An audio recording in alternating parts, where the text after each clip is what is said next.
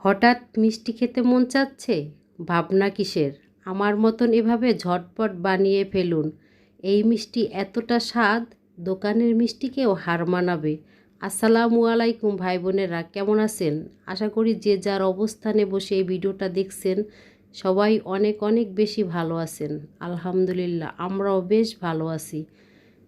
দেখতে যতটা সুন্দর তার চেয়ে খেতে অনেক মজা ছিল। চলেন এবার আমার সাথে মিষ্টিটা ঝটপট বানিয়ে ফেলি। তা মিষ্টিটা বানানোর জন্য প্রথমে আমি 2 চামচ ঘি দিয়ে দিলাম, সাথে দিয়ে দিলাম 1.25 কাপ সুজি। এখন আমি চামচের সাহায্যে তেলের সাথে সুজিটাকে ভালো করে ভেজে নিব। চুলার আঁচটা মিডিয়ামে রেখে অনবরত সুজিটাকে নেড়েচেড়ে ভেজে নিতে হবে। যদি সুজিটা সাইড থেকে কোনো অংশ পোড়া লেগে যায় তাহলে মিষ্টিটা কিন্তু দেখতে ভালো হবে না। তা এখানে আমি 1.25 কাপ সুজি নিয়েছি, আমি 2 কাপের পরিমাণ লিকুইড দুধ দিয়ে দিলাম। তা এখন দুধটা দেওয়ার পরে ভালো করে নেড়েচেড়ে নিব যাতে ভিতরে কোনো দানা পেকে না থাকে। তা এই পর্যায়ে আমি দিয়ে দিলাম স্বাদ মতন লবণ। যে সকল ভাই বোনেরা ধৈর্য সহকারে এখন পর্যন্ত ভিডিওটা দেখছেন, আশা করি একটা লাইক দিয়ে পুরো ভিডিওটাই দেখবেন। দেখতে দেখতে ভিডিওর কোনো অংশ যদি একটু ভালো লেগে থাকে তাহলে আমার চ্যানেলটি সাবস্ক্রাইব করে আমার পাশে থেকে যেতে পারেন। তাই এখানে আমি মিষ্টির জন্য সিরাপটা বানিয়ে নেব। তা আমি এখানে 1.5 কাপ পরিমাণ আমি চিনি দিয়ে দিলাম। চিনির সমপরিমাণ আমি পানিটা দিয়ে দিব। তার মানে এখানে আমি 1.5 কাপ পরিমাণ পানি দিয়ে দিলাম। তা পানিটা দেওয়ার পরে আমি চিনিটা পানির সাথে ভালো করে মিশিয়ে নিচ্ছি। সিরাপে এখন আমি একটা এলাচ দিয়ে দেব। এলাচটাকে আমি মুখটা ফাটিয়ে দিয়েছি। তা এখন আমি 2 মিনিট কি 2.5 মিনিটের মতন এই সিরাপটা জাল দিয়ে নেব। হাত দিয়ে আমি ধরে দেখব সিরাপটা হাতের সাথে মিশলে যখন একটা আঠালো আঠালো ভাপ আসে তখন আমি চুলাটা অফ করে দিব। তার মানে সিরাপটা রান্না করা শেষ। এখন আমি মিষ্টির জন্য যে সুজিটা রান্না করে রেখেছিলাম সেটা হাত দিয়ে ভালো করে মতে নিব। মিষ্টির ডোটাকে ভালো করে মতে নাও হয়ে গেছে, এখান থেকে কিছু অংশ আমি আলাদা করে নিব। আর এই আলাদা করা অংশটাকে আমি ফুড কালার মিশাবো।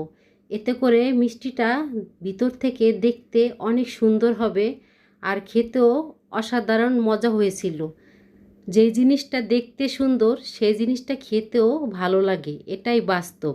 তাই এখানে আমি মিষ্টি বানানোর জন্য ছোট ছোট লেচি কেটে নিয়েছি। তা একটা মিষ্টি আমি বানিয়ে দেখাচ্ছি। এভাবে আমি আগের থেকেই ছোট করে বানিয়ে রেখেছিলাম, তাই দিয়ে দিলাম মাঝখানে পুরের মতন। তা এখন আমি হাত দিয়ে ভালো করে মিষ্টিটাকে আমি ফিনিশিংটা দিয়ে দিচ্ছি, কারণ যদি কোনো ফাটা অংশ থাকে তাহলে দেখা যায় ভাজার সময় এটা ফেটে যেতে পারে। মিষ্টিটাকে আমি 3 ভাগে ভেজে নিব। তা প্রথমে আমি সাদা মিষ্টিটা ভেজে নিচ্ছি।